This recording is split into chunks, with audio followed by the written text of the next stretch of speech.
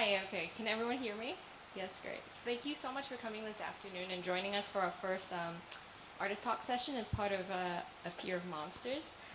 Today we have with us Ho Rei An, Shubigi Rao, and Yason Banal. Today, what we're going to talk about today is actually about the relationship of film to contemporary art that come out of their work and out of their practices. Oh shoot, I'm sorry. Just to give us a brief intro. So Ho Rei An, Shubigi Rao, and Yason Banal's work in State of Motion 2019, A Fear of Monsters, employs the medium of film to untangle and splice together complicated and layered histories that resonate in contemporary society.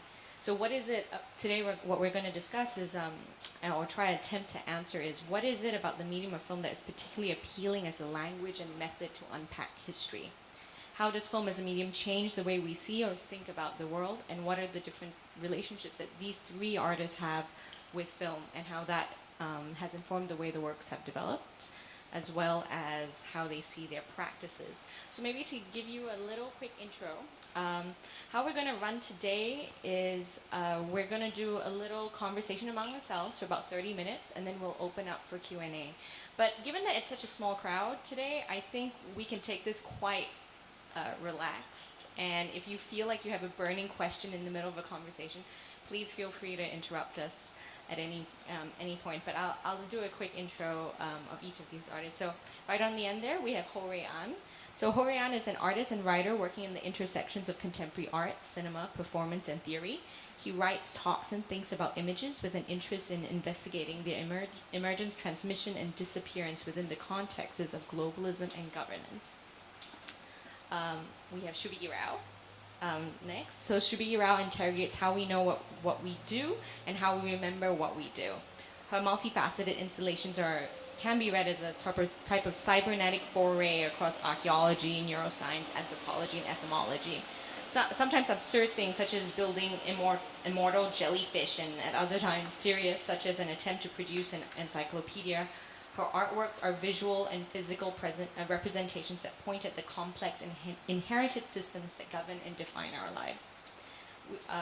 We also have with us Yason Banal next to me. So Yason Banal's practice takes form across installation, photography, video, performance, text, curating, and pedagogy. His work employs conceptual and critical strategies in order to research, reconfigure, and refract seemingly divergent systems. So in introducing these three artists, we can see that systems are a very important part of the way they think and conceptualize and make work.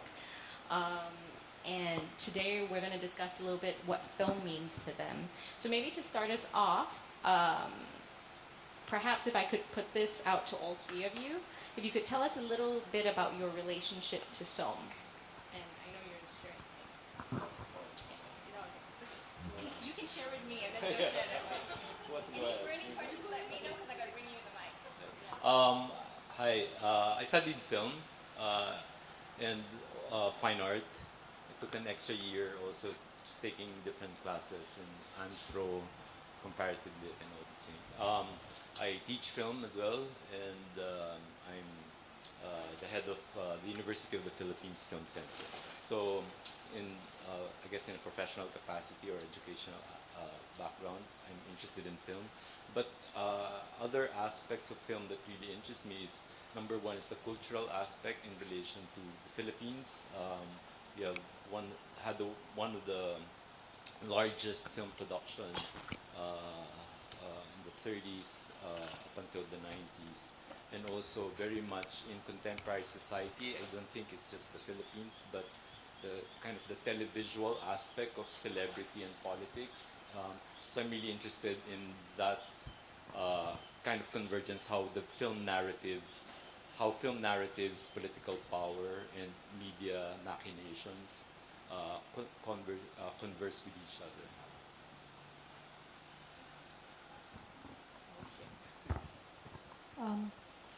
Mine's markedly different. I have no training in film. I don't know why I'm smiling. It's not something to be proud of. Completely ambitious because you're making your first feature. More foolhardy than ambitious, I think. I think I'm really lucky to be living in a time when technology actually supports the solo female filmmaker in particular.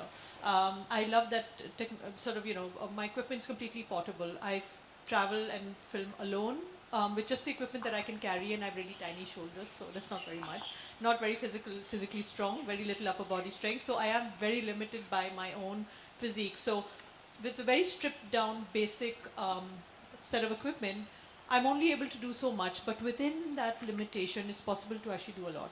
I troubleshoot most of the issues I've faced with YouTube, because they, really, I'm sorry, but I don't think film school would have worked for me at this age and at this stage in my career.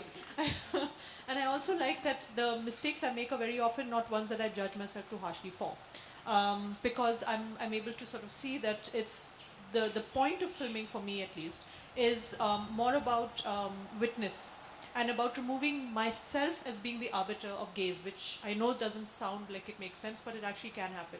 And that's why I use the word female right at the beginning. I said solo female filmmaker. There's a difference when women film, and I think that's something that we're embracing more and more. It's the way we tell stories, it's the way we also frame things. And I don't want to go on too much about it, because we'll be talking later concerning this work, which is quite different for me. I feel my relationship with film is something that that actually has its roots in my youth. The very first film I saw was The Godfather, and I was about 3 years old, and I remember the horse's head on the bed. It was my father's way of trying to toughen me up, The one next, and it was on a stolen projector that he'd impounded. He was an income tax official, and he basically impounded this illegally from an assessee. Yeah, my father was quite corrupt. So this was in Darjeeling, where there was no TV. The first time I actually saw TV, I was 12 years old. But at the age of 3, on a projector, on an impounded projector, I saw The Godfather. And one of the things I remember is not just the horse's head. It's the way because when he wound the tape, it runs backwards, right? And I remember all the action happening really fast. And that just struck me that, I mean, at that time I didn't understand. But the notion of collapsing time and changing the way duration works was what struck me. And it was inevitable that as I hit middle age, it's not a midlife crisis, but I would find film to be my medium.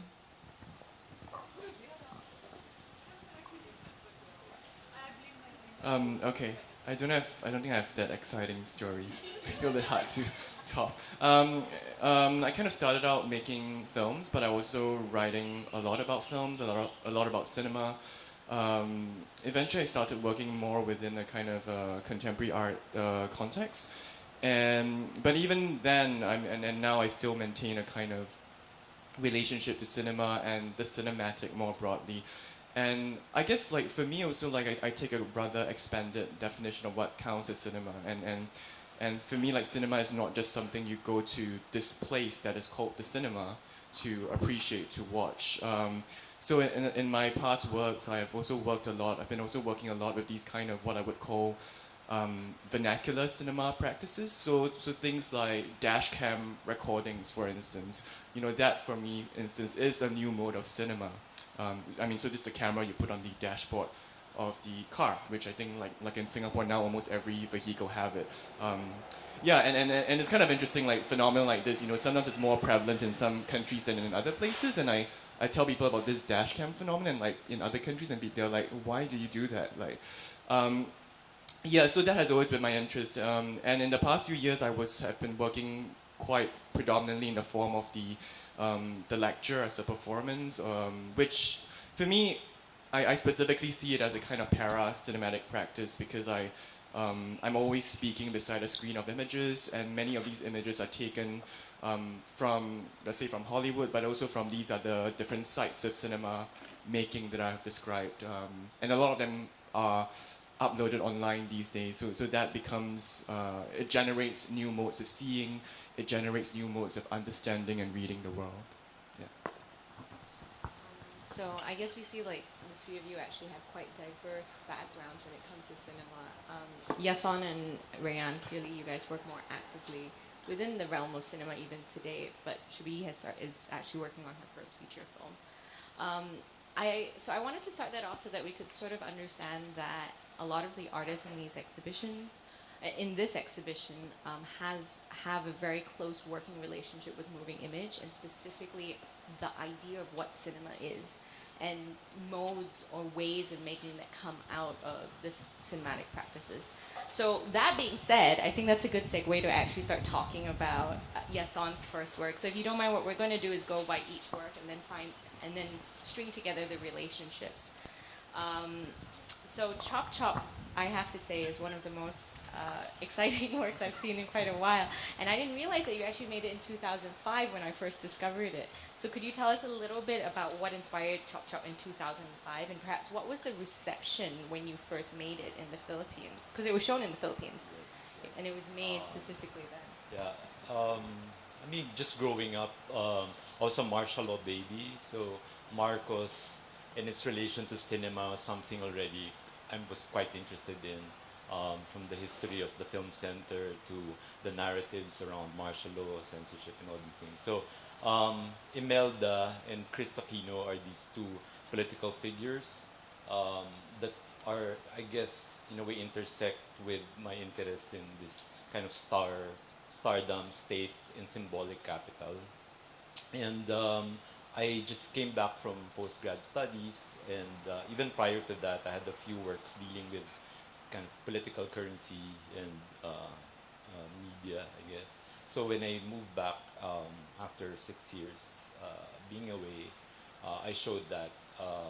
And Chris Aquino is the first daughter of the family that defeated and ousted the Marcoses. So it was part of a solo exhibition inspired by a starlet suicide note.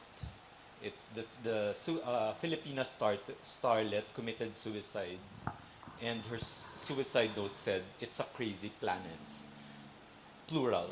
You know, it's very wrong grammatically, and yet in some ways, that what in a way signifies cinema to me, in that certain wrongness, but takes on the pulse of a certain historical time or geography. So when I showed it together with a series of works based on cinematic movies, one reaction to that piece was, of course, like laughter, because it was so like relatable in terms of these two star-like characters, real-life figures who have survived through narrative, repetition of narratives of pain and stardom. But also there was a certain kind of relief for some people, and it was like watching a boxing match. Like some people were actually applauding and saying, like puncher or killer, or like go. So cinema becomes like that in a way that the theater is like that. It's kind of a rehearsal of speaking truth to power in that sense. So, and this was already 2 decades after the People Power Revolution. So there was still that kind of residue of how these intersections affect Filipino lives. So, yeah, and then it was shown in different contexts. It was shown in different spaces like Gasworks in London, and then CCA also. I think they showed a bit of it before. And then it just finished in the Ateneo Art Gallery, the new museum in Manila. And the iteration there, some are split screen, but this one is juxtaposed, on top of each other. So I like the fact that these afterlives of the film, in a way, reflect the afterlives of such currencies, because they are still around and they are still being narrated and being deployed by state and media. I think you said something really interesting there, because I think when this panel was also put together, it was because of the way in which each of your works, you deal with very entangled, difficult histories. I mean, and what I mean by difficult is obviously sometimes they contest the mainstream narrative, or they call out certain things in the mainstream narrative, in mainstream society, which are more difficult to speak about, let's say. But I was wondering, Yason, in this sense, I mean, you've made a lot of different work, but Chop Chop is interesting also because Chop Chop is fascinating. I don't know if everyone's seen the work, but just to let you know, what it is two footage placed overlaid upon each other. One of which is the Imelda Marcos assassination attempt from 1972, and then a snippet from Chris Aquino's starring in the Eliza Castillo story, which is based on the Chop Chop murder. So you have a screen queen and you have a politician type of historical. So you have the historical archive as well as the cinematic image on top of each other. I was wondering in this sense if you could talk about that a little bit more, but specifically Chop Chop has been presented in many different formats, right? It's been presented like it is presented here at level 2, but it's also presented side by side. It's been distributed in galleries, but it's also been shown on the film circuit. So maybe if you could also tell us a little bit about the post lives after its first presentation in the art world. Like how does the circulation, why do you change formats? Perhaps is there a strategy to this? And what is the distribution within the film? How is the distribution in the film sector different from in the art sector? Because it's an interesting object that exists in both. I think this like particular because it is based on historical fragments, as mentioned. First was supposed to be a found archive of a real attempt on the assassination attempt on Imelda, and the other one is a fictionalized story of a real massacre film. So the notion of staging in history and cinema has been kind of has always interested me, and the staging of such, like I guess certain. Not so much the place or the sites that show the work, but maybe a particular time. I think I've only had 3 or 4 versions. And I think it was this time, so that the version now and the one in Ateneo is something, may not be obvious. It's not, I mean, it's very simple, side by side or on top of each other, it's still the same. But I think it's still very much to me evident in kind of an engagement of post-truth politics right now, and is very much interested in representation. And cinema is the cinematic rather than cinema is basically a big culprit of how truth is being overridden by representation. And so yeah, those very small nuances that I think are possibly irrelevant to the viewers, but to me at least, might be interesting. I guess that's also a great way to add on that. In this show, you add in a new work called The Apprentice, which is an extension of Chop Chop. Maybe you can tell us a little bit more about that as well. So, because Yason's install has 2 works, The Apprentice, which was made very recently, and is almost a commentary or an extension on Chop Chop. So yeah, I've been really interested in reality TV. I haven't had TV since 2000. No, seriously. That's why I learn a lot from other people. I mean, I have internet, for sure. But, so I'm really interested in different strains of cinema, from surveillance to reality TV, transcription, teleprompters, as new extensions of cinema. And it is very much, I think, related to Chop Chops. That's why I think it's a very appropriate companion piece, in the sense that representation, media, and state spectacle was translated through a national lens, through power succession or power secession, or struggles between oligarchies and dynasties that pretty much, determine fates of people, and then extending that, from in a span of a decade, from neoliberal to rising authoritarian regimes. And cinema and media has been very much in place in how these narratives are being propelled. And I thought, like, my interest in reality TV was always been because it is the fiction. Like, I don't need to watch fiction, because this is from Jersey Shore to Big Brother. I had a project for CCA. It was the beginning of that residency at CCA, where I was investigating Big Brother in the Philippines. I went through the house, I talked to the script writers, I spoke to the editors. That's where the work is at. It's not actually the actual photography, but it's the editing room is where the stories are created. So The Apprentice for me is really a signpost, or indicative of an extension from a local to a global, on a global scale.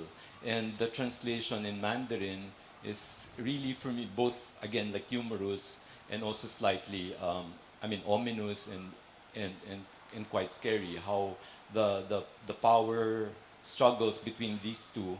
Before was Chris and Imelda. Now the two global powers intersect with each other, but without visual representation anymore, but through transcription, but by the other power translating it. So and the Morse code for me was kind of a funny addition, because it's almost like the machine or Trump saying, like, I've been overridden by a new superpower, because the language that I say, like, it's you're fired, is now in Mandarin. So who gets to read that?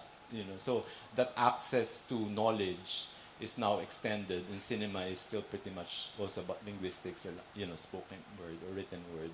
So I thought that was an interesting companion to both Chop Chop and my interest in other strains of cinema, including reality TV, surveillance, and powers.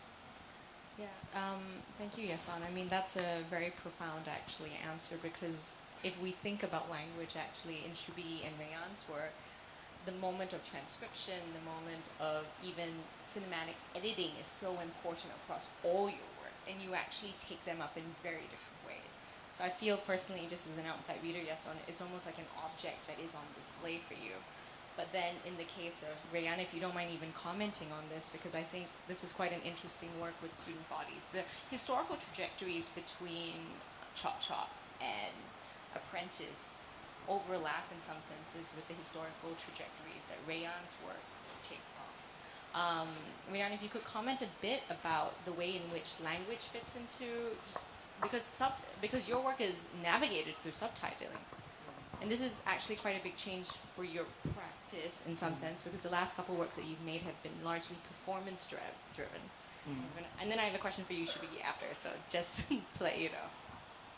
Yeah, so there's a voice, or there are voices throughout the film in the installation that you'll see, or those who have seen it.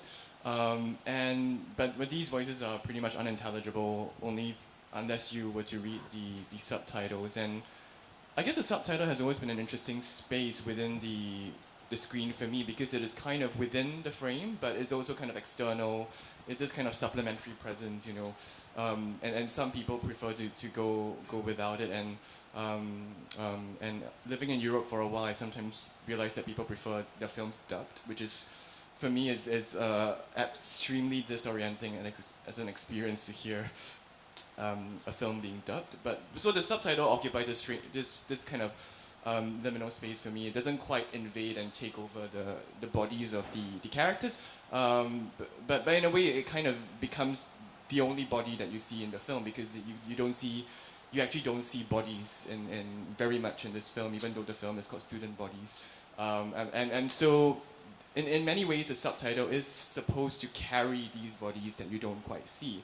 And I also feel like that is also, I guess, is also kind of present in Shubigi's work as well, in terms of how we are both quite invested in the materiality of the text itself. So the very visual appearance of text upon image is a key thing that I'm really trying to play with in this film, at least, and also to really think of subtitles beyond this kind of supportive infrastructure for a cinematic experience. So that was what I was thinking about when I was working with the subtitles.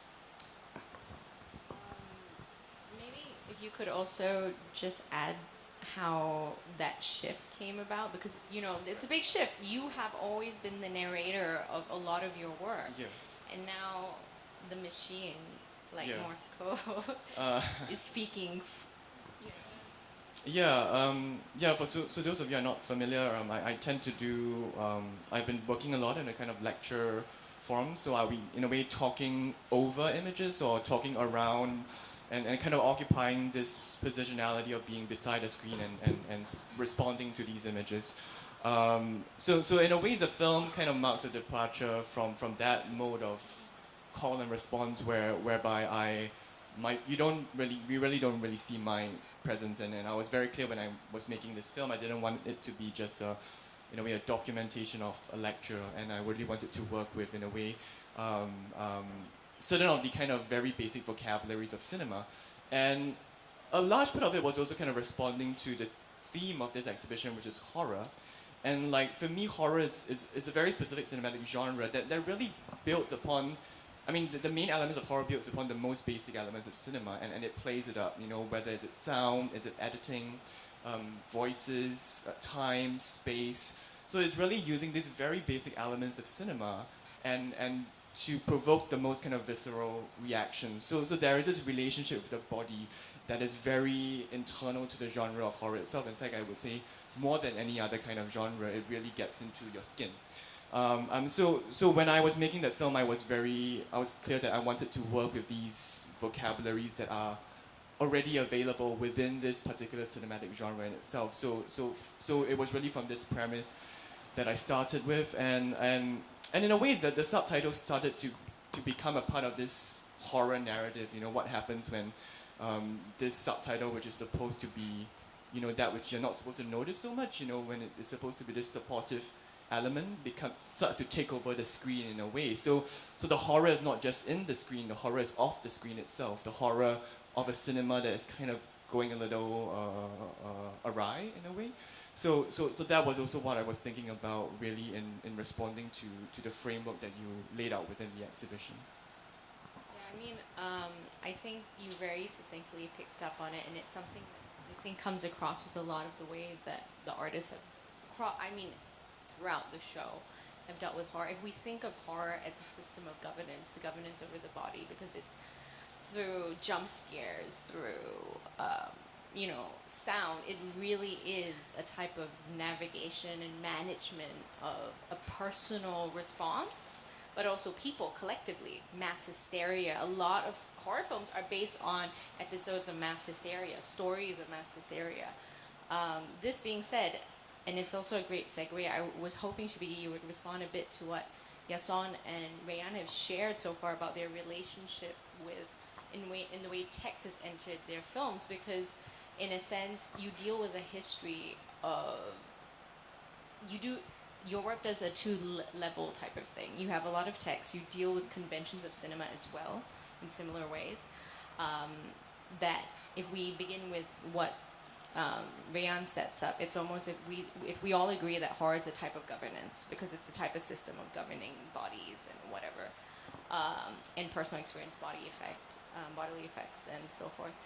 You actually also are interrogating where a body of people have been demonized, have been represented in certain ways to legitimize certain systems of power and systems of knowledge that we all now live with and function with, in which the duality of that is sometimes problematic.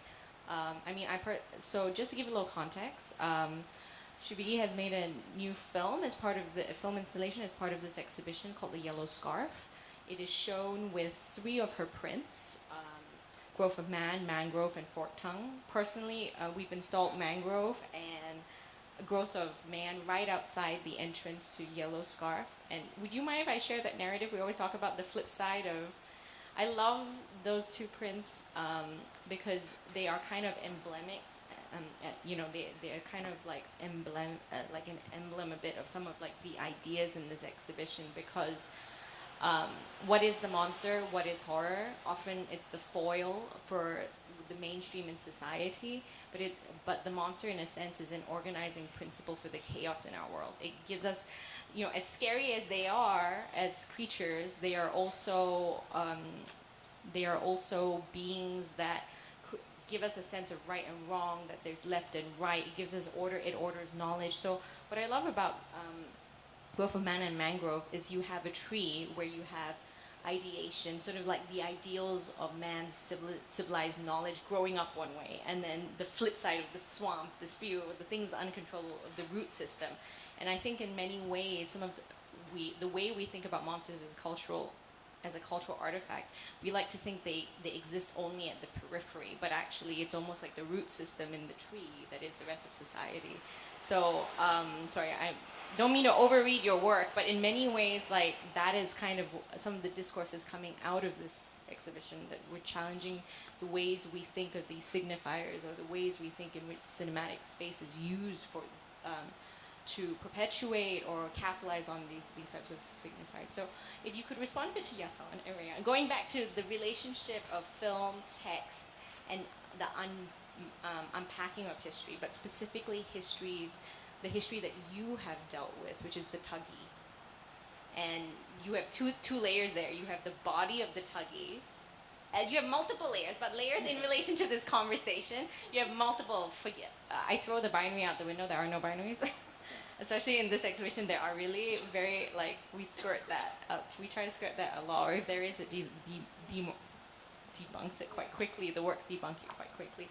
But I will shut up now. And if you could please tell us a little bit about the film, and also how you developed it, the histories, and why it's so text heavy. I can't stand it when people say there are two sides to every story. Yeah, there is no two sides, I'm sorry. I fucking hate it. First of all, it's what I call pretend plurality. It's like saying, oh, look, I don't believe in monolithic single narrative, so let's get another point of view. So there's two problems with this. First of all, going back to the so-called post-truth thing, right? I don't know if you know about this most of the time, but when news media reports a backlash about things, very often if you actually go and check the sources, it'll be like a tweet that has 7 likes. So it's not a backlash, it's BS. But they know it when they write it because they have, appropriated that source, right? So they know very well what they're doing. There's no balance here. Anyway, I could rant about that, but I won't. Instead, I'd like to actually point out the problem with showing a historical, or rather film, or dealing with a narrative that's largely historical, where there's very little evidence for for all the various aspects of that story. The story in this case is about the single largest, apparently, most prolific serial killers in history. Apparently from the Indian subcontinent. They call themselves Tuggy. I'm going to really just very briefly talk about this. There are a lot of very fascinating aspects to this story. But the only way to actually know about Tuggy is to either read the accounts written by the British, or you can read the newer texts. Now, there's a real problem with both narratives because one is actually historical revisionism, but it's also a post-colonial historical revisionism, which is very difficult for me as an Indian woman to accept, because I'll tell you the primary narrative. So Tuggy apparently were a group of Hindu and Muslim killers who worshipped a Hindu goddess, which, by the way, none of which I could include in the film because IMDA. But the interesting thing about this is that they were not, they've always been demonized as nomadic, as itinerant and so on, because it's very easy to demonize the idea of the gypsy or Roma, right? So there's this whole connotation that the British had, but actually they weren't. They were all members of society. They even paid taxes on their kills. What's interesting also is that the Tuggy believed very strongly that they were doing the divine bidding of their goddess. So every single natural sound they heard, whether it was a crow cawing on the left side of the road, on a living tree, it was seen as a good omen. So every single thing was very specific. They developed their own vocabulary and their own language. In fact, if you read the glossary of their language, is called Ramsiana, a peculiar vocabulary of the Tuggy. It's about, I think, 1,200 pages long. It's one of the largest glossaries I've ever read. And what they would do is they would befriend travelers, travel with them for a month or so on time, and then depending on the omen, they would kill them, and they would strangle them with a yellow scarf, which also has another aspect to it that I don't have time to go into. But what's interesting about this is that it's estimated they killed between 20,000 to 1 million people. The bodies would very rarely be found because they were very good at disposing of bodies. There were certain forms of killing that were proscribed. They wouldn't kill women, for instance, but children were totally okay. So there were all these various aspects to it. Certain professions were not to be touched, especially professions where people used pickaxes and certain tools. And again, there was a very strong logic behind this. So all of this historical minutiae was all catalogued by this British officer called William Henry Sleeman, who was tasked to dismantle this cult. Now, of course, because apparently people really love the whole Lawrence of Arabia narrative, the colonial officer single-handedly manages a kind of, a disruptive or problematic native state, Sorry, I can't stop rolling my eyes enough. And it's not because of my condition, it's because I really can't stand that narrative. So Sleeman wrote this, well, apparently single-handedly dismantled this cult of hundreds of thousands of men, by coincidentally having them hanged or strangled also, by the way. But he did it through interrogation. He did it largely through infiltration and interrogation, and that's the primary colonial narrative. So the book I read growing up was called The Yellow Scarf, and it's written by Francis Tucker, it's actually a biography of Sleeman. And interestingly, in the flap of the book, it says that this biography shows how India awaited the British to set them on the path of independence. It shows the disorder of the native state in the 19th century. There's all this apologist bullshit that you can see why the story of Tuggy was so necessary then. So to the British story. Now, what is not often spoken about, and is only now being discussed, is that the East India Company's way of conquering India was to annex princely states under various pretenses, right? Now, every time they did that, they had to immediately disband the standing army, because they couldn't very well have native troops that could possibly join together and mutiny or revolt against them, right? In fact, India's first war of independence was actually a sepoy mutiny. That's how it started. So the first thing they would do is disband the armies. Now, these men had no other vocation. They were trained soldiers with weapons, and they were the ones who were actually the original Tuggy. So the story of Tuggy is actually the story of colonial expansionism, and this is again, now we come to the other sides of it. There's also been this historical narrative where it says that Tuggy didn't actually exist. Now, all of this, you may wonder, like, what's the connotation here? Well, where do you hear the word Tug used most often? It's used most often by white United States media to demonize African American males.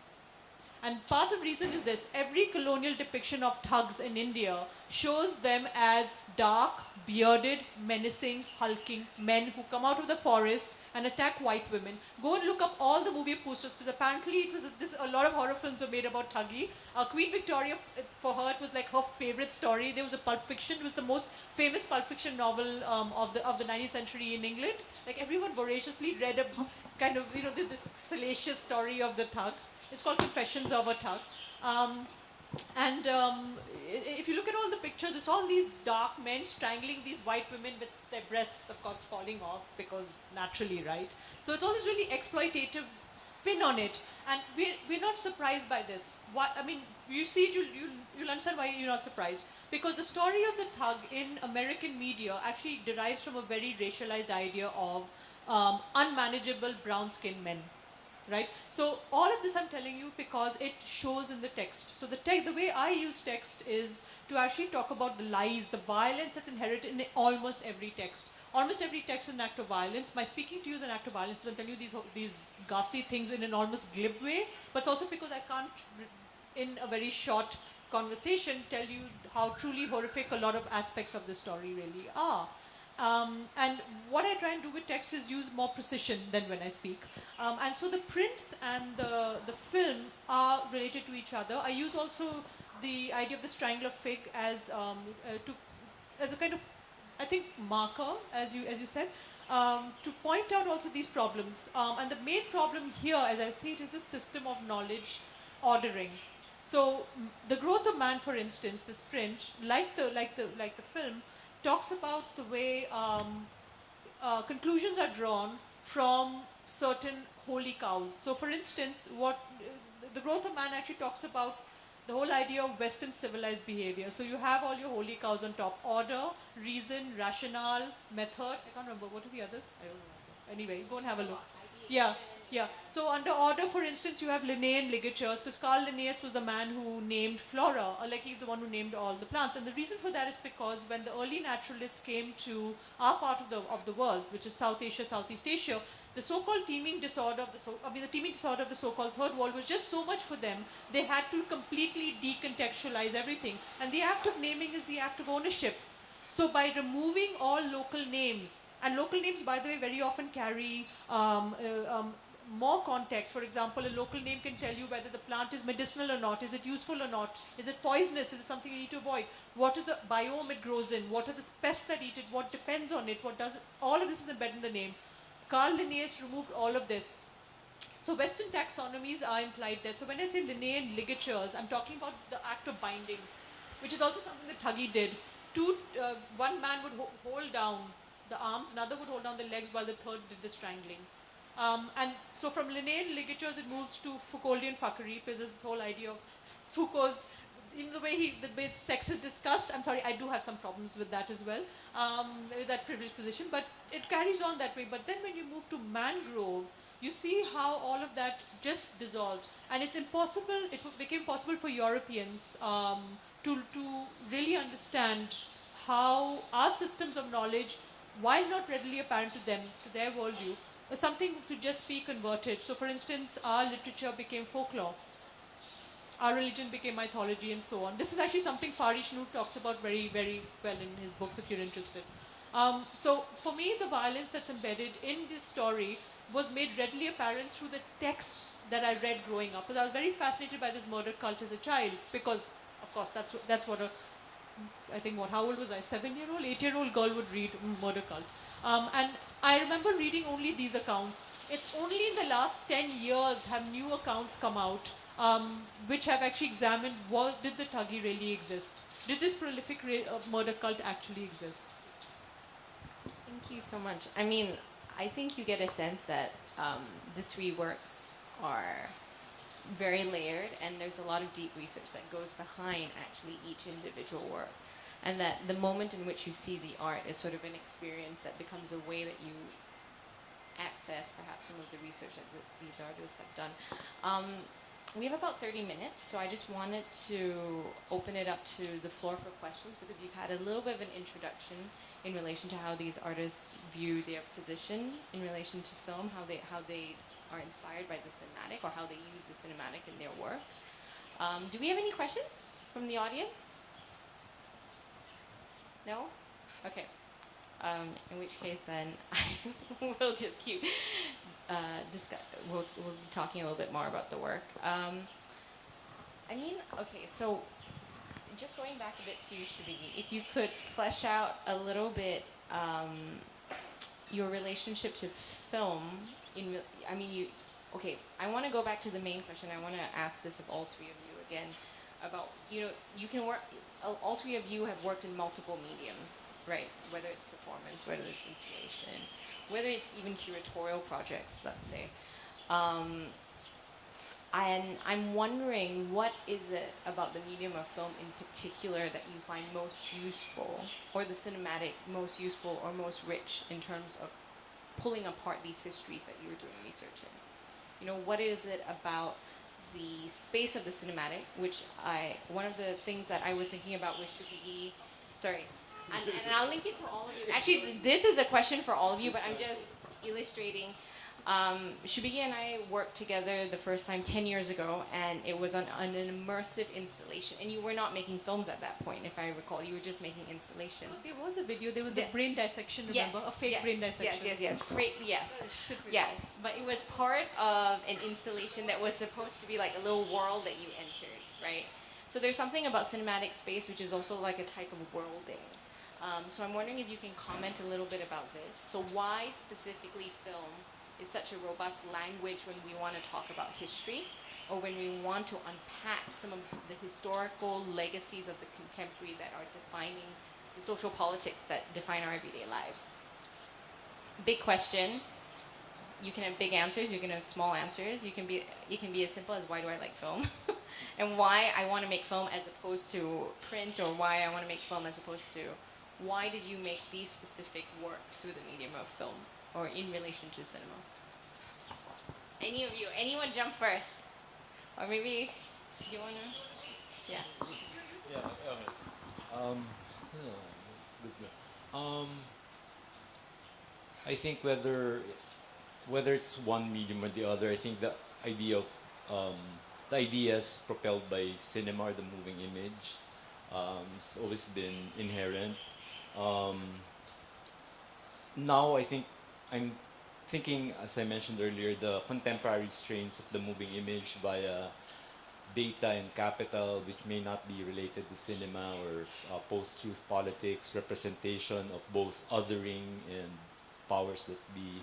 Cinema or the moving image now has become really more powerful in that sense. In a local situation such as the Philippines, as I've mentioned earlier, we have a very strong film culture. I may be wrong, but maybe in the political history of Southeast Asia, we may have the most, or I don't know, or several powerful figures that have really entered the arena through politics. We have Manny Pacquiao, who just won the championship, who has made really homophobic statements and was appeared in cinema. We have Duterte, who has really been propelled to, like Trump, through a certain cinematic or filmic representation and repetition. So in that sense, cinema becomes both precisely because it is popular and it has distributed itself so abstractly. I think that's really what's interesting with cinema, is because it uses entertainment per se, that the notion of document and history becomes abstracted. You have aspects of production design as faithful accuracy or editing. So it becomes, while these are important, the abstraction, or the formal abstraction, becomes more pertinent than what the historical revisionism comes into play. Well, how these things operate formally in film. So on that from the position of film, it has a very popular appeal. And secondly, precisely because it has a popular appeal, then those things need to be deconstructed or looked at or restructured. So in that sense, film may not necessarily be about film production, but film editing or film looking again.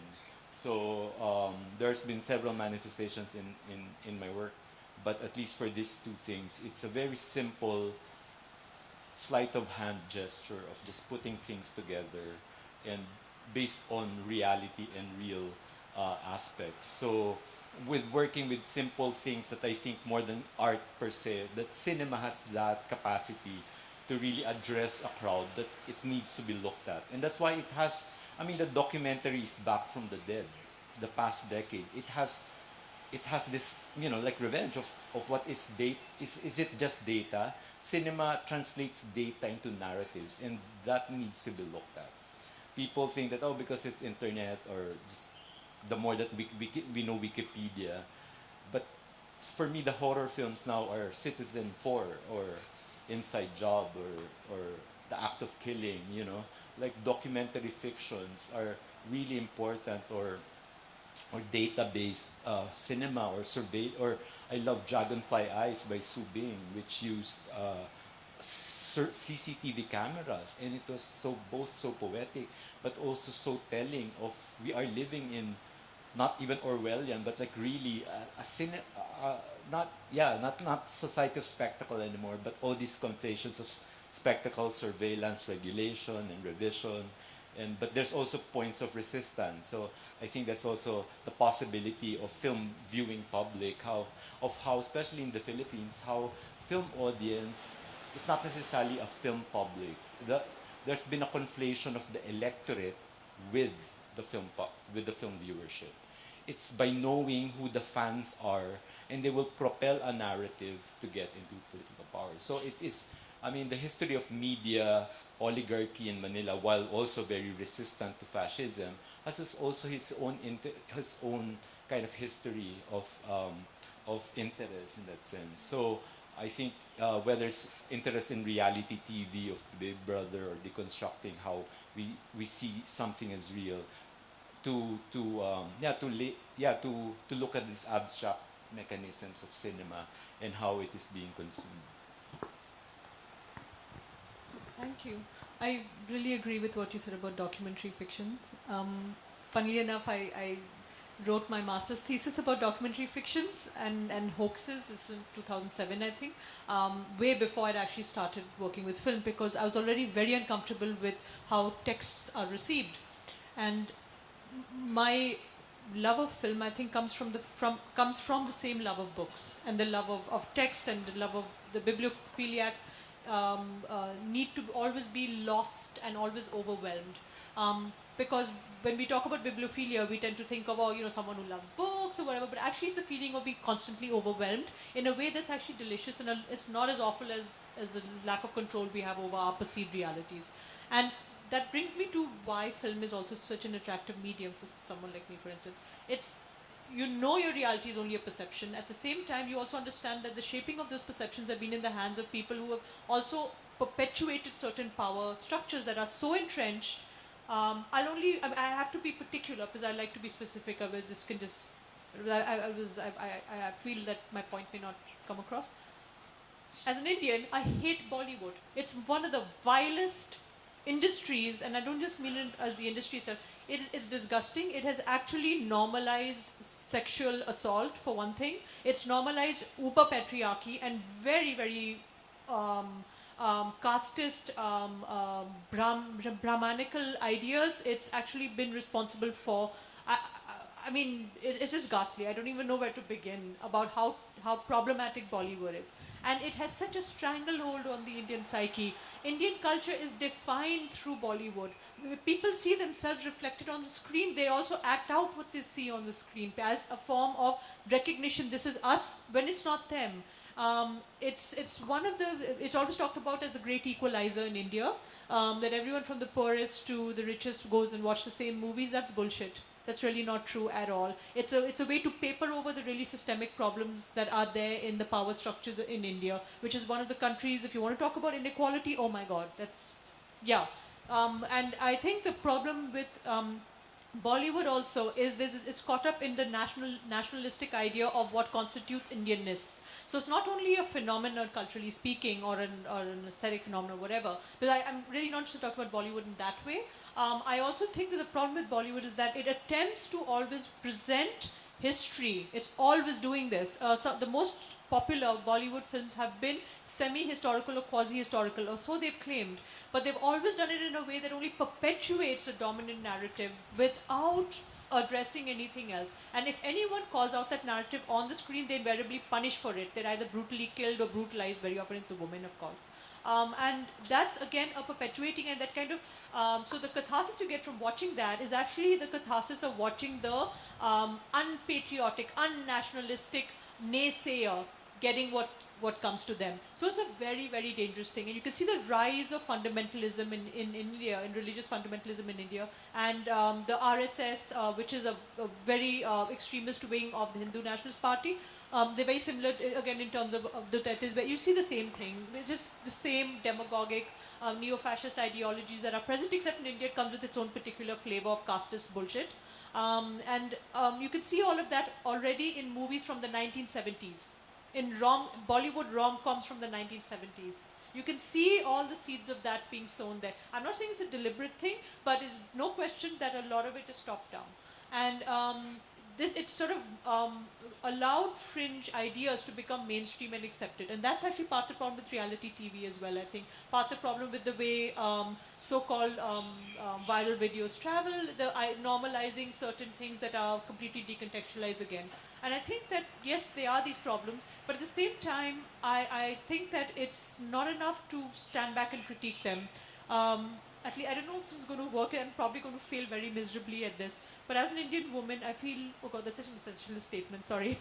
But as me, I guess, I feel that it's also, there's a sense of urgency for me to be familiar with, and not just a passive receiver of film, but also somebody who filters the information I receive, and I've read, and that I've understood, and my overly anglicized way of thinking, that I only recently became aware of. About only 20 years ago, I became really aware of how anglicized I was.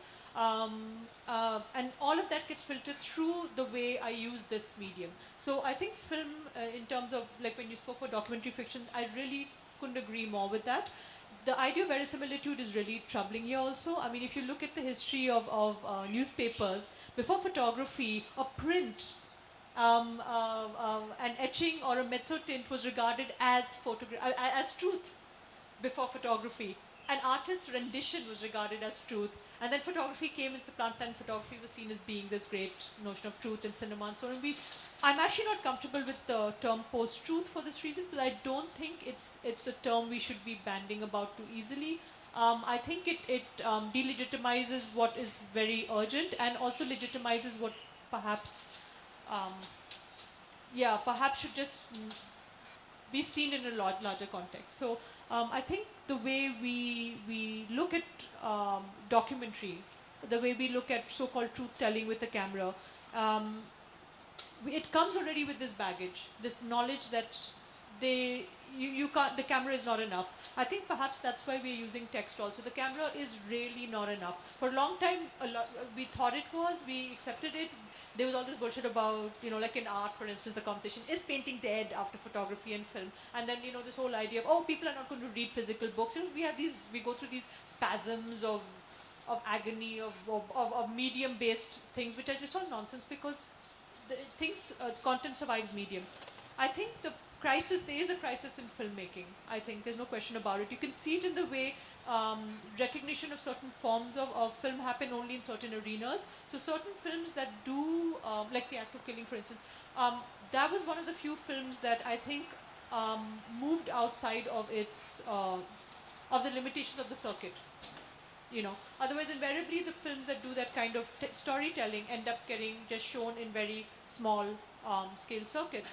I think the problem with artist film, and there is a problem with that, is that, God, there's so many problems with it actually, why did I start this? I really shouldn't have gone down that road. I think I'll just stop here because maybe another time.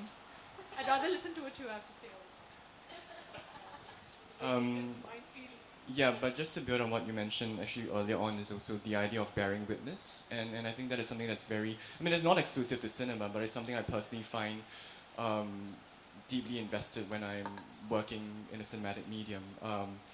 I think when the act of putting something on view, putting something on the screen especially, there is a demand to look.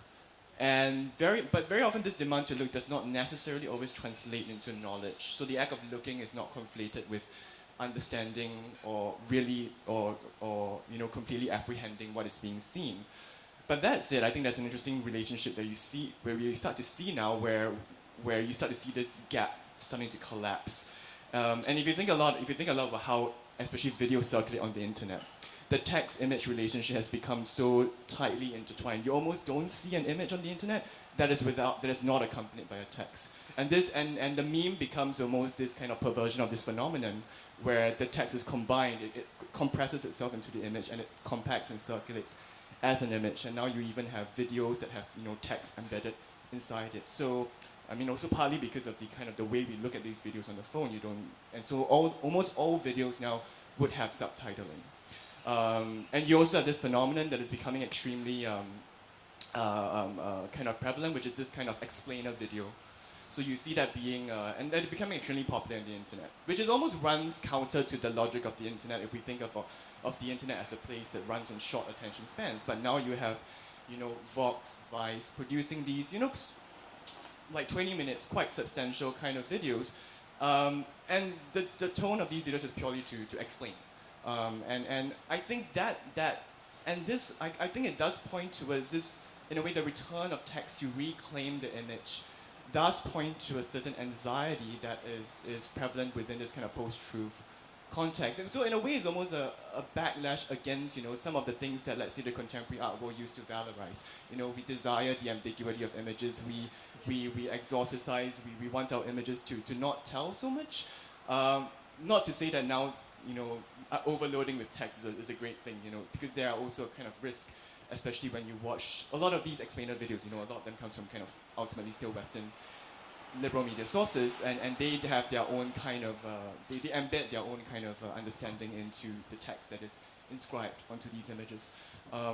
So to a certain extent, that was also one of the things I was responding to when I was devising this video and thinking about, is there a relationship between the text and an image that goes beyond this deterministic relationship where the text doesn't simply, literally talk over the image? What kind of new relationalities can we explore between the text and the image that in a way still allows the image to breathe in a sense. And I guess specifically for this work, in a way, one of the main subjects of the work is really the economy, or this specter that we call the economy. And you know, where do we go at to look for the economy? And very often so in a way it's a crisis of representation.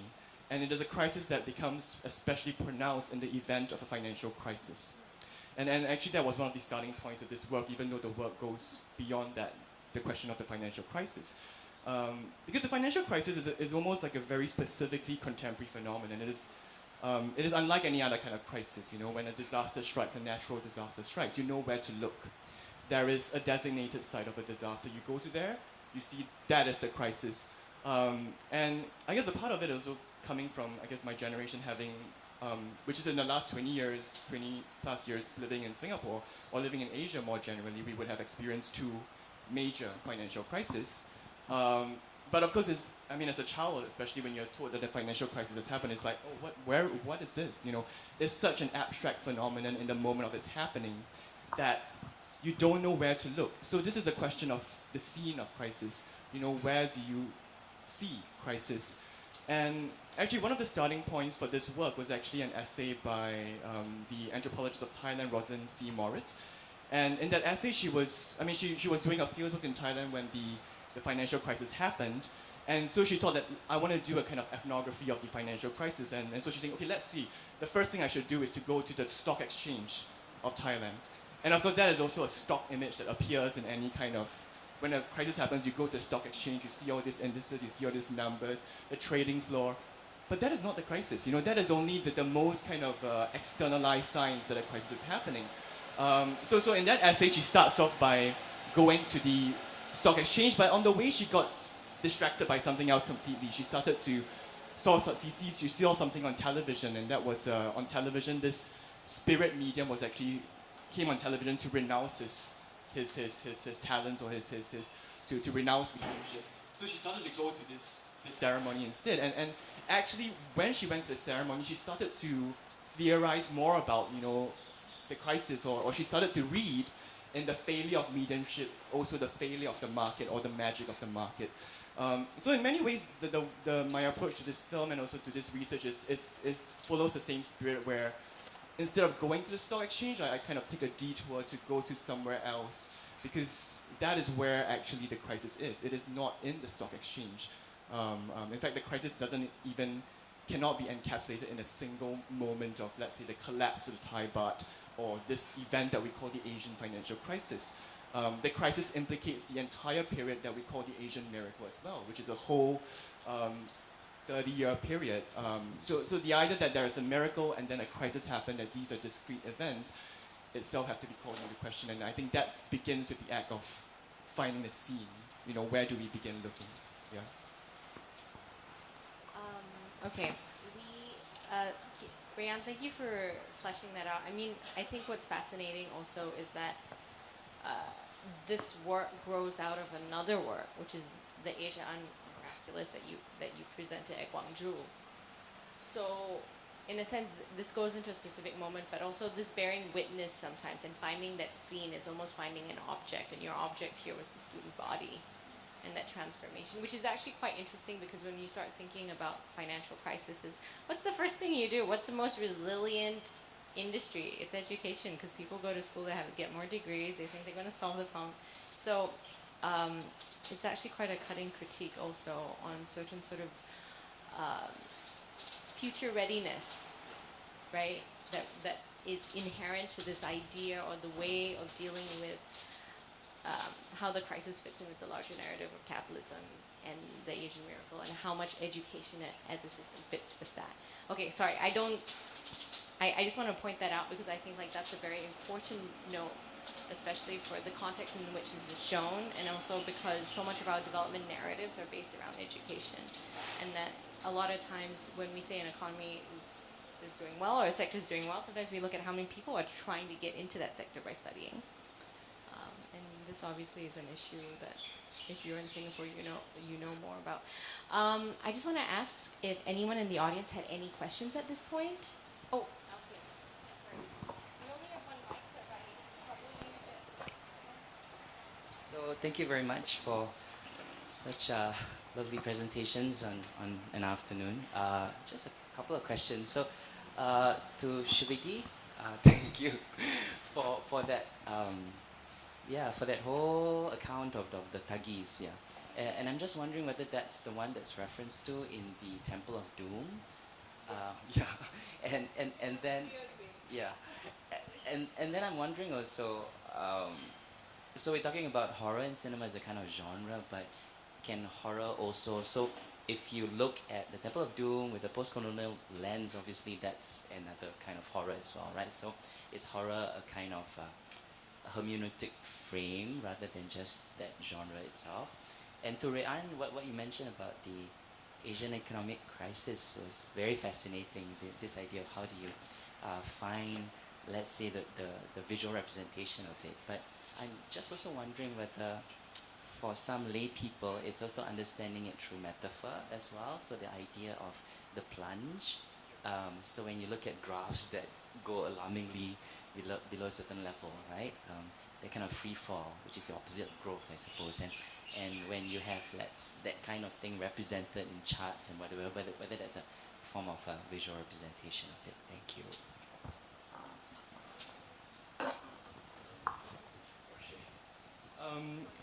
Yeah, I guess and I think you start to realize that's why the graph game of the news media is starting to get very strong. You know, you have to start to see all these amazing kind of 3D graphs where you literally feel the plunge when you see your CNN or whatever.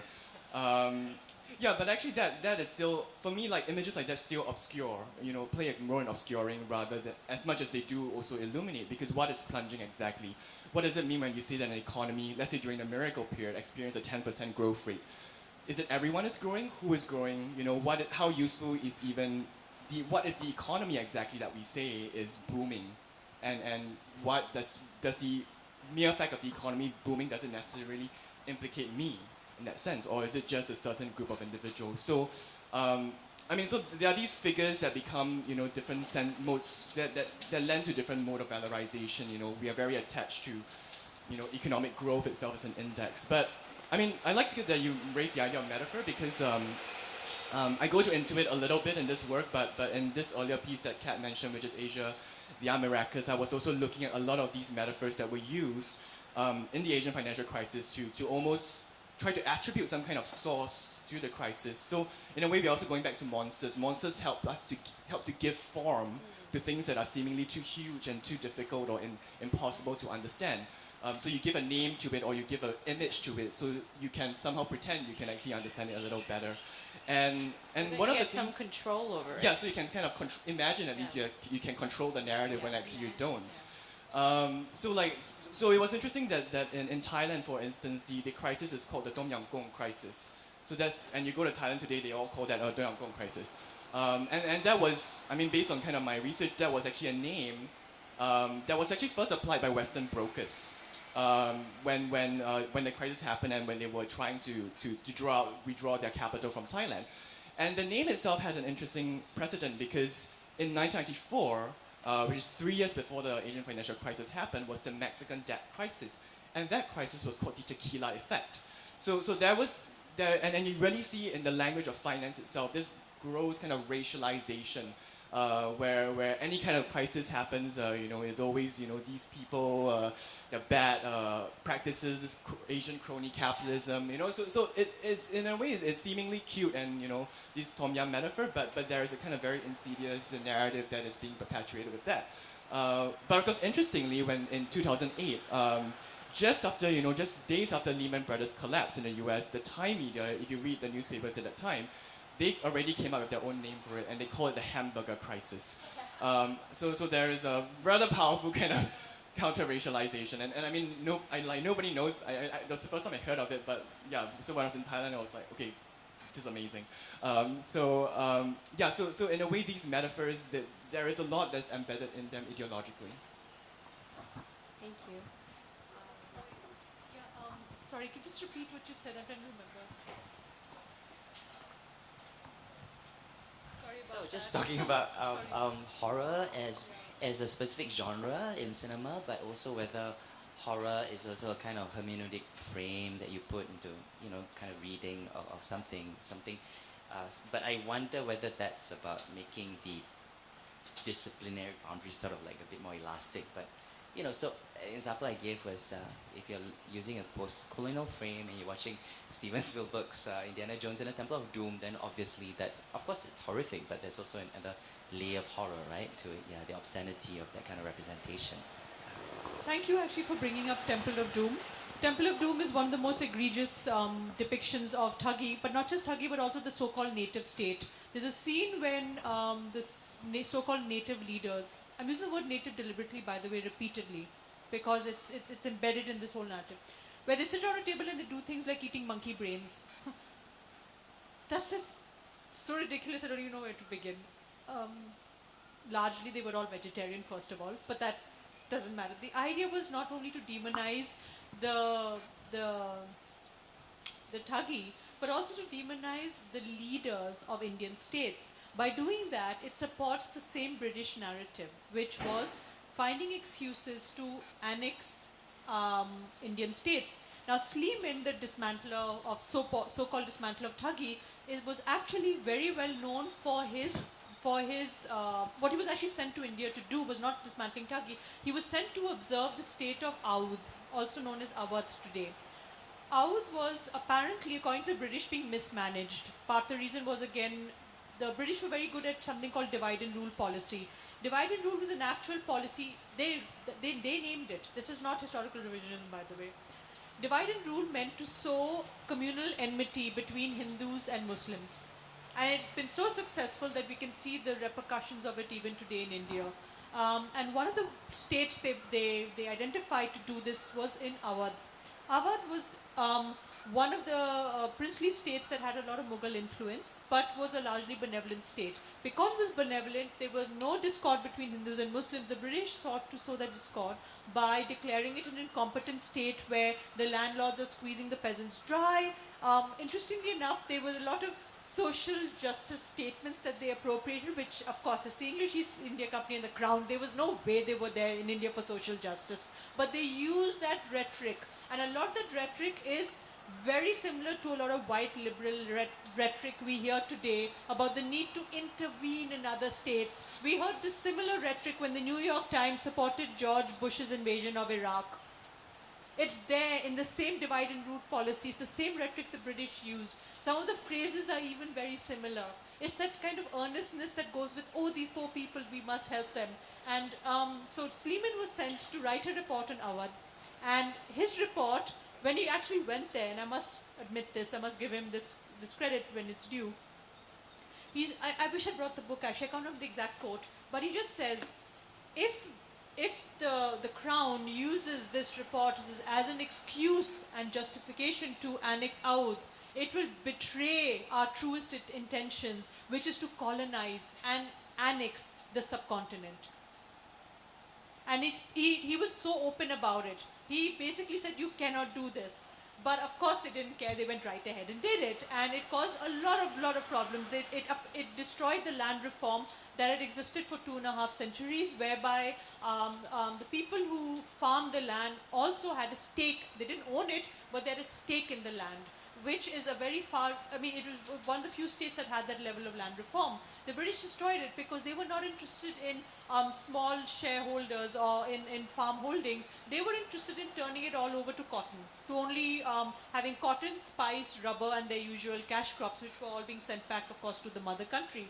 So the story of Awadh is one where it became a really well-known story, also because it was the first time that the princely rulers or kings and queens across India actually began fighting back against the British. And that's when the first few, so then you have Tipu Sultan, you have the Queen of Jhansi, and a lot of these really important figures that now have entered Hindu nationalistic mythology, sadly, but actually were the first people to fight back against, they recognized what was happening, in other words. So the consequence of this was that because of this, the British needed to paint these rulers as being corrupt leaders who wanted to maintain their stranglehold over the Indian populace and over the riches of India, because India had an extremely high GDP before colonialism. I mean, you should actually just look this up. It's crazy how much they impoverished. I think apparently they stole 100 trillion pounds from India. So yeah, India still can't recover after them anyway. So I'm just sorry for this little potted history lesson, but it's very, very relevant to how the Temple of Doom came about. So the British now needed to reclassify everything. And the best way to do it was to create a new term for rulers. So instead of calling them princely states, they called them mismanaged holdings. That became the phrase they used for the kingdoms in India. And the rulers were no longer called kings or maharajas or maharanis or any of those things. They completely changed all that language. And they started showing them as people who perpetrated all kind of horrific atrocities on their populace. They lived in luxury while the people starved, the usual story of course. But they also showed them, I remember reading this in one of the gazettes that my parents collected a lot of strange literature, colonial literature in India. And I remember reading this about eating monkey parts, not brains, but it was monkey parts. It was eating the penis of monkeys. And that's like the most outrageous thing. It was meant basically to be consumed by the English populace so that English people would continue supporting the Crown's expansionist policies in the subcontinent. And you can see that filtering, that visual filtering into Spielberg's Temple of Doom. It made its way there. So I'm sorry, I'm really actually really shortening the whole narrative, but it's actually really dense. And if you're ever interested, this we talk about another time. But yeah, I don't know if that answers your question, but I hope, yeah. Did we have any other questions? Because we have time for one last one before we wrap, I think.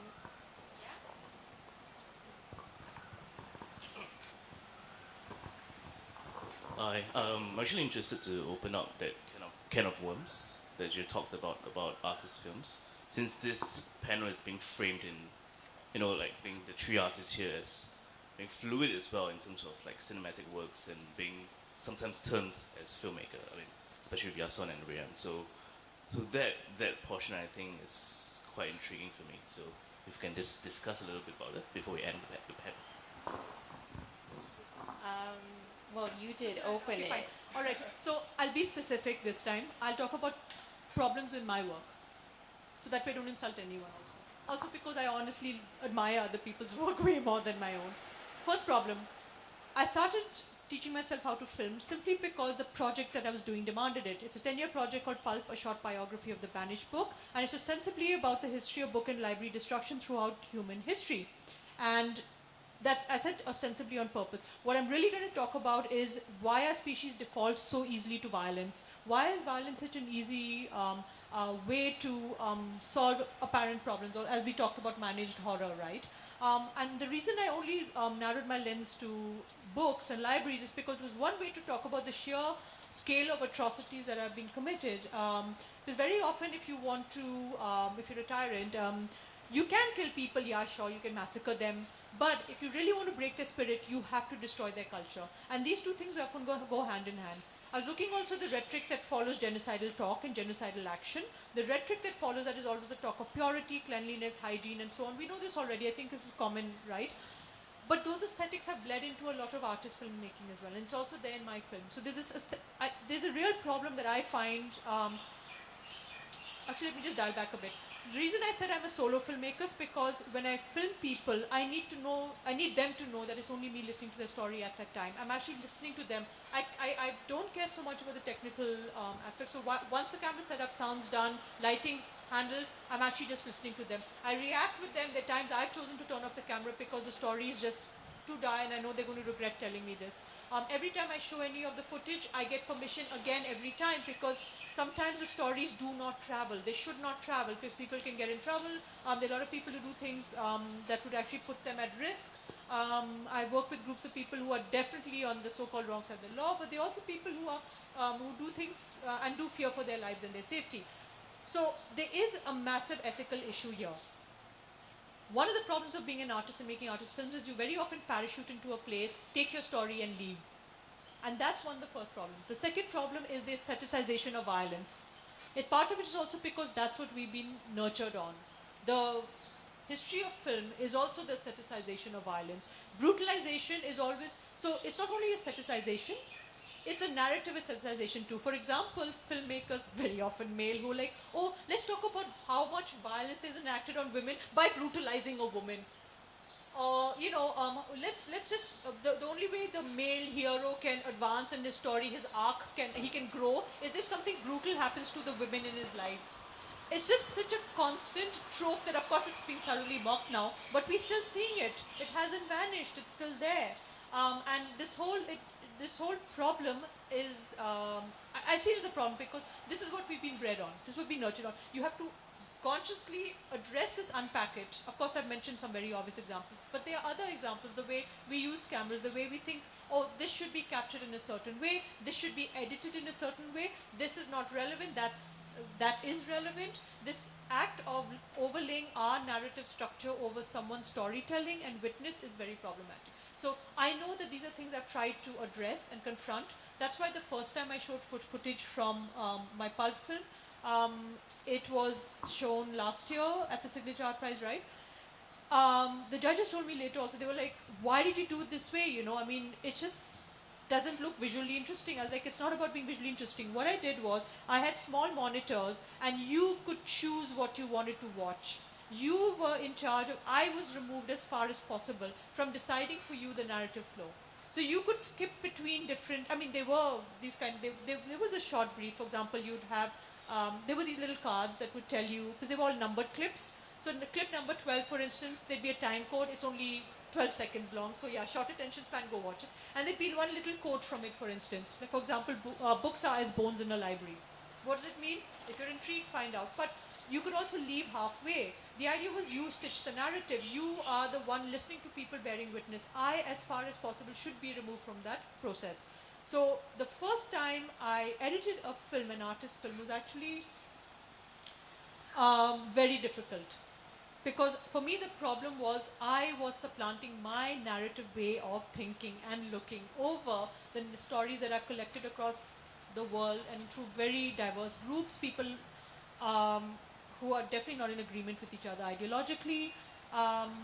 And yeah, eventually I found myself thinking I'll end up aping the documentary format of the way we present information, the way we strengthen our argument by allowing just so much counter argument and then diffusing it through a rejoinder. That's so problematic. That whole structure I find really dangerous. At the same time, how do you have coherency? So there are just a few things. I could go on, but I won't. Anyone else? So just to recap, the question was, what is the problem with artist-made films? I can only talk about mine. But I guess what Kaylee is also getting at is the problematics of being slotted into one or the other. And because Rayan, you started as a filmmaker. I mean, my first encounter with you was on a film platform with your short films before you were sort of making art. And I know that your work has been shown within film programs in that sense, and you work with film also beyond your artistic practice. So it's like you live in two worlds, right? And the duplicity of when do these worlds overlap? Do they overlap? Do they not overlap? And what are maybe the problematics with that? Especially given people writing about you and claiming you within specific narratives and your artistic practices. Either of you, who wants to start? Yason?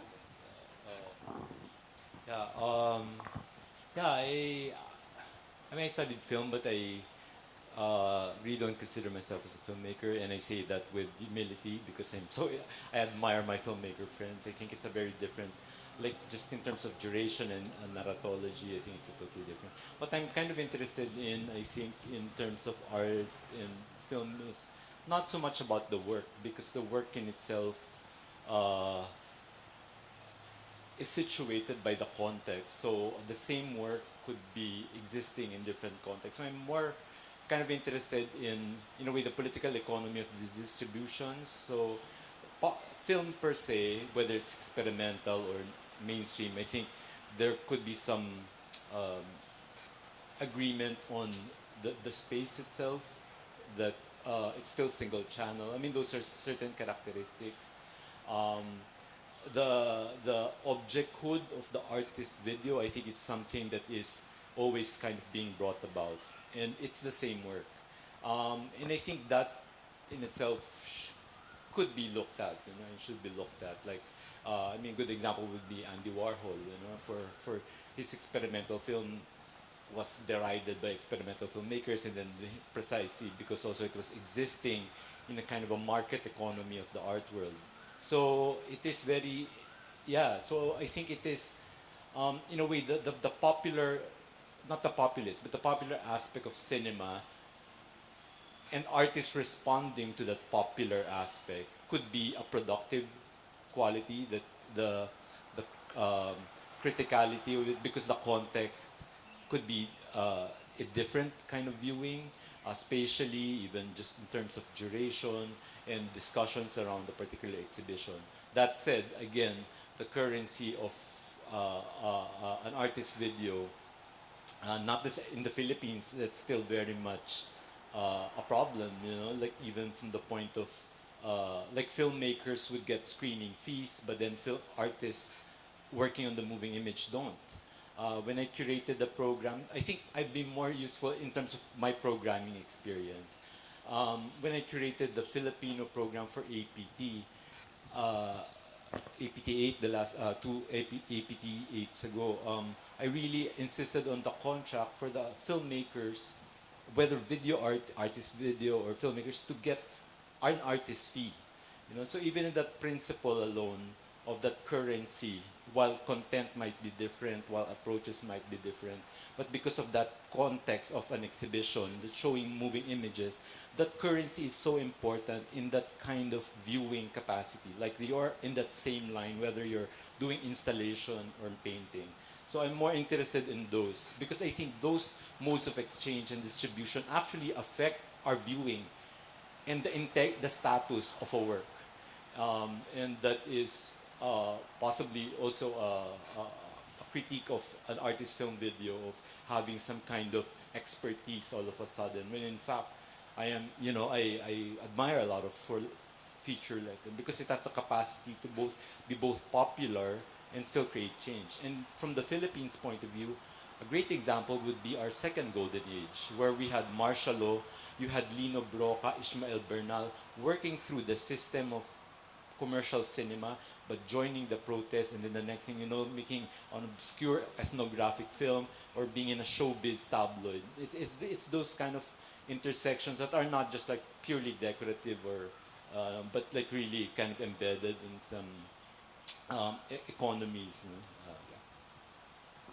Well, actually, for me, because I also operate in like kind of performance context, so I really don't start to really care that much about exactly what context I'm in, and sometimes when I perform, it could be a theater festival, it could be a art biennale with a performance program, it could be a symposium, and so like even these categories of like contemporary art, film, and theater, I think they actually should be even further broken down, because even in films, there are so many different kind of film circuits, and each of them have their own proximities, an underground film festival, how is this film festival funded? So when I engage with any kind of festival and engagement, I'm more interested in these very, very specific concrete material arrangements rather than are you cinema, are you film, are you artist film, and of course that also implicates your artist fee. So actually, and that actually has been, as an artist, that's the main mode of consideration, whether you take some money from this big festival to fund this production for so that you can show it at a small space. So like on a practical concern, that is actually my main priority. It actually is these circuits of production where how capital flows, and how I redistribute this as an artist so I can show a work at a place that I really want to show but doesn't have any money at all. So those are my priorities, yes.